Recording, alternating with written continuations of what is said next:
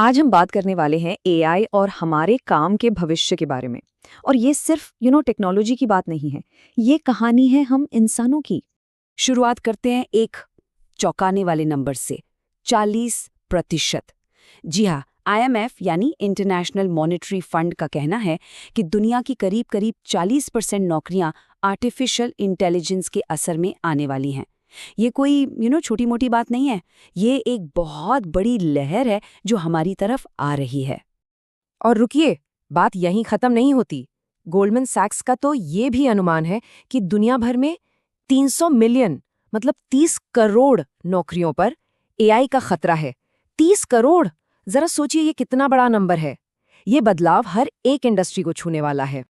अब ये जो बड़े बड़े ग्लोबल नंबर हैं, ये सुनने में थोड़े एब्स्ट्रैक्ट से लगते हैं ना? तो चलिए इन आंकड़ों के पीछे की असली कहानी को समझने के लिए एक ठोस उदाहरण देखते हैं, और वो है भारत का बिजनेस प्रोसेस आउटसोर्सिंग, या जिसे हम बीपीओ सेक्टर कहते हैं। देखिए, दशकों तक भारत का जो बीपीओ सेक्टर था वो हमारे मिडिल क्लास की रीढ़ की हड्डी था।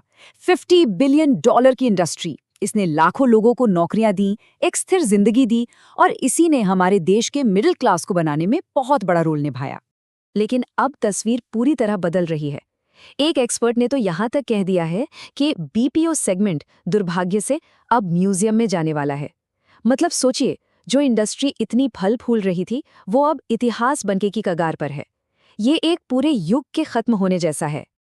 और ये सिर्फ बातें नहीं है, आंकड़े भी यही कहानी बताते हैं।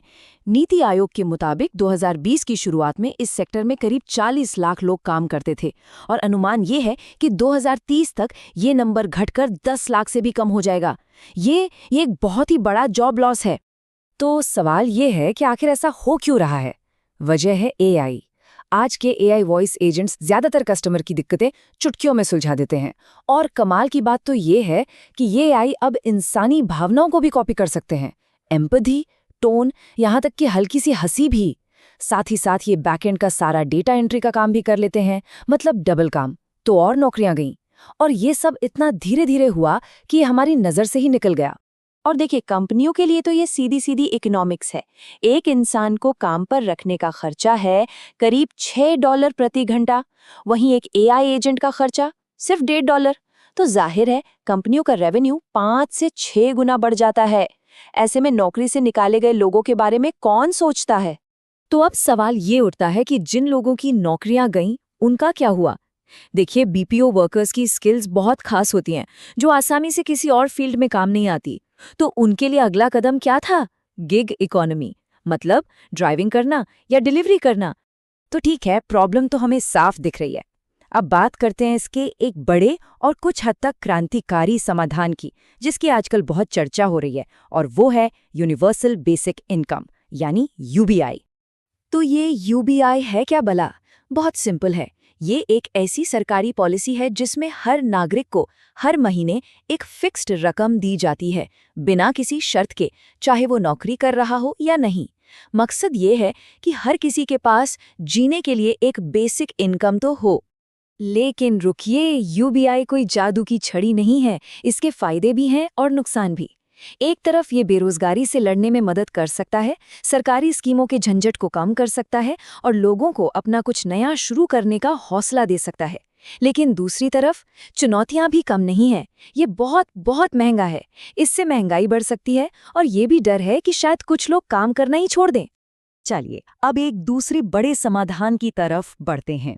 ये आइडिया सोशल सेफ्टी नेट देने के बजाय हमारे वर्कफोर्स को ही भविष्य के लिए तैयार करने पर जोर देता है। यहाँ पर 2 शब्द समझना बहुत जरूरी है, रीस्किलिंग और अपस्किलिंग। रीस्किलिंग का मतलब है किसी को बिल्कुल नए स्किल सिखाना ताकि वो पूरी तरह से एक नई जॉब में जा सके, और अपस्किलिंग का मतलब है किसी के मौजूदा स्किल्स को ही और बेहतर बनाना ताकि वो अपनी ही फील्ड में नई टेक्नोलॉजी के साथ काम कर सके। और अच्छी बात यह है कि ये सिर्फ कागजी बातें नहीं हैं, इस पर काम भी हो रहा है। भारत सरकार ने कई कदम उठाए हैं, जैसे national strategy for AI, skill India mission और अटल इनोवेशन मिशन। इन सब का एक ही मकसद है, हमारे लोगों को आने वाली एआई इकोनॉमी के लिए तैयार करना। लेकिन जाहिर है, ये काम सिर्फ सरकार अकेले नहीं कर सकती। इस बहुत बड़ी स्किल गैप को भरने के लिए सरकार और प्राइवेट सेक्टर दोनों को मिलकर काम करना होगा। और हम देख रहे हैं कि बड़ी-बड़ी टेक कंपनियां अब अपने ट्रेनिंग प्रोग्राम्स चला रही हैं और यूनिवर्सिटीज के साथ मिलकर काम कर रही हैं। तो अब हम एक तरह से एक दोराहे पर खड़े हैं।